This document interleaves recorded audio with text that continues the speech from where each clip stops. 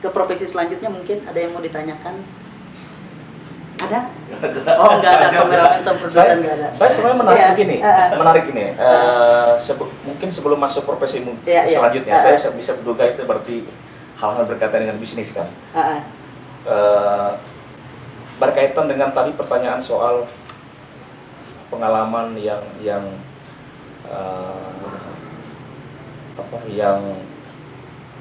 wow gitu di gereja. Saya tahun 2000 ketika saya dari Mendomai, dari Kapuas Barat waktu itu tahun 2006 kalau tidak salah, saya keluar dari Kapuas Barat. Itu masih inilah Bang, naik Klotok ya Bang waktu itu? Ya, masih Klotok kan? Waktu itu jembatan Peri masih, jembatan Temangnusa masih belum jadi, kita masih naik Klotok. Saya waktu itu tahun 2005 ya, ke Palangkaraya ya. Tapi sebenarnya ini juga kalau mau ditanyakan nanti ada kaitan dengan mengapa saya berbisnis, kalau tadi dikaitkan dengan begitu kan. Oke. Jadi mengapa saya berbisnis? Jadi ketika saya dari Mendomai, waktu itu saya memutuskan karena apa yang saya lakukan di Mendomai, Kapuas Barat waktu itu bagi sebagian masyarakat di sana itu dianggap salah. Tapi memang waktu itu juga separuh masyarakat juga merasa mereka terbantu dengan apa yang kami lakukan waktu itu, menolak perusahaan sawit itu. Ya. Tapi memang sebagian masyarakat ya sampai hari ini memang itu persoalan kan. Kalau soal masuknya sawit itu pasti di masyarakat itu pro kontra gitu kan. Nah, saya tidak mau menjadi terus-terusan menjadi biang permasalahan waktu itu karena dianggap biang permasalahan. Akhirnya saya ke Palangkaraya. Saya ke Palangkaraya dengan modal komputer tabung. Tahun berapa itu Bang? Tahun 2006 akhir. Oh, tahun 2006. Tahun 2006 akhir, ya, masuk tahun 2007. Saya ke Palangkaraya menaklukkan kota ini dengan modal komputer tabung. Satu komputer tabung itulah yang membuat saya pelan-pelan hidup. Jadi saya memulai profesi sebagai tukang ketik. Jadi saya tukang ketik, jualan jasa pengetikan. Ya. Saya minjam satu ruangan punya kawan di Jalan Sudarso. Ya. Waktu itu berbagi ruang dengan Trapel. Ya. Saya menjanjikan akan membayar sewanya 6 bulan dulu karena saya tidak punya duit. Ya. Saya tidak punya duit. Jadi itu yang saya lakukan. Saya mulai di tukang ketik. Bayangkan hampir 2 tahun saya menjadi tukang ketik. Ya, Anda bayangkan seorang pendeta waktu itu bertahan hidup. Ya, saya tidak praktis, saya tidak pelayanan karena waktu itu berarti saya terhitung sebagai cuti kalau di GKM. Nah, kemudian pelan-pelan saya buka usaha fotokopi. Nah, saya buka usaha fotokopi. Nah, itu bisnis real yang saya punya. Awalnya bisnis real yang saya punya. Ya. Sampai akhirnya pelan-pelan saya mulai berbisnis juga advertising ya juga sampai sekarang dengan merek Borneo Friend Advertising.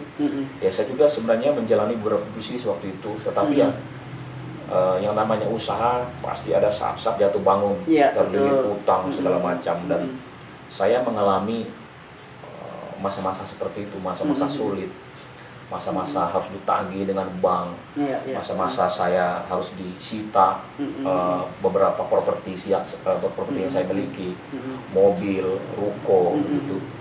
Tetapi itu tidak menyurutkan semangat kita. Ya, karena saya percaya bahwa menjadi pengusaha itu bukan sesuatu yang mudah. Di negara ini belum sampai 2% orang menjadi pengusaha. Karena kalau semuanya enak, semuanya enteng, berarti semuanya kaya dong di negeri ini. Sampai hari ini pun kalaupun saya terjun ke dalam bisnis saya, ya bisa dikatakan bahwa bisnis yang saya tekuni ya puji Tuhan sampai hari ini masih bertahan, itu bisa menghidupi keluarga saya. Puji Tuhan, dan saya berharap mungkin akan bisa jauh lebih besar pada saatnya gitu kan. Harapannya sih begitu. Bang, bisnis yang Abang geluti itu kan ada 2. Tadi kan salah satunya pencucian, itu alamatnya di mana Bang? Saya punya pencucian mobil itu di Jalan Giobos, ya, di depan Giobos 6 dengan nama Putar Balik. Nah, Itu menarik Bang. Kami tadi ketika putar balik, kami lihat juga namanya putar balik tuh Bang. Nah ini mungkin menjadi pertanyaan oleh kameramen kita. Apa tadi yang mau ditanyakan kameramen? Ya, itu tadi kenapa alasannya tadi itu? Ya. Diberi nama putar balik, mungkin ada artinya kah? Pas Iya. putar balik nih gila. Iya. Iya. Sesuatu kah? Putar balik itu sebenarnya akronim dari dua hal. Pertama, secara real memang tempat usaha saya itu adalah kalau orang mau ke tempat itu dari arah kota Palangkaraya, dia harus putar balik. Ya, Iya. harus putar balik karena di depannya ada tempat putar gitu. Nah, kemudian saya memanfaatkan lahan yang terbatas sebenarnya di tempat ruko yang kami punya itu, ya, sehingga kalau mau masukkan mobil ke situ juga harus putar balik. Itu akronim secara fisik, ya. Tapi sebenarnya ada akronim yang lain yang secara teologis saya kenapa saya menggunakan kata putar balik. Ya, saya dalam tanda petik itu pernah berada dalam satu titik ya, tadi misalnya berutang yang banyak, ya, sampai lalu ada beberapa pekerjaan yang menyita saya sehingga saya sering banyak di luar rumah, ya, mengabaikan keluarga segala macam, ya. Lalu toh sebagai manusia juga kita tidak sempurna, ada hal-hal yang kita perbaiki. Nah, putar balik itu saya mengartikan saya mau kembali kepada tujuan awal. Mengapa saya tidak langsung berhenti jadi pendeta misalnya? Karena dulu ketika saya habis dari Mandomai itu, saya misalnya di depan banyak kawan itu saya berhenti. Iya. Dan sebenarnya saya bisa memilih untuk tidak lagi menjadi pendeta. Banyak pertanyaan kawan-kawan saya misalnya, karena bro, lu kenapa Anda tidak jadi caleg atau jadi politisi saja? Kan Anda udah matang tuh ilmu jadi politik gitu Ya, kan. melihat passionnya begitu luar Betul. biasa kan. Nah, saya bilang saya sampai hari ini tidak berpikir untuk menjadi seorang politisi secara real. Nah, saya merasa bahwa di gereja ini masih tempat saya masih mengabdi dan melayani. Nah, itulah yang membuat kenapa saya menggunakan istilah putar balik. Tadi. Saya mau kembali ke passion saya yang awal. Papa saya dulu pengen saya jadi pendeta, dan saya mau meneruskan cita-cita itu tetap menjadi pendeta. Ya, meskipun saya menjadi pendeta yang oleh sinode ditempatkan di kampus, tetapi itu justru karena saya ditempatkan di kampus lah, saya menjadi banyak kreativitas dalam pelayanan.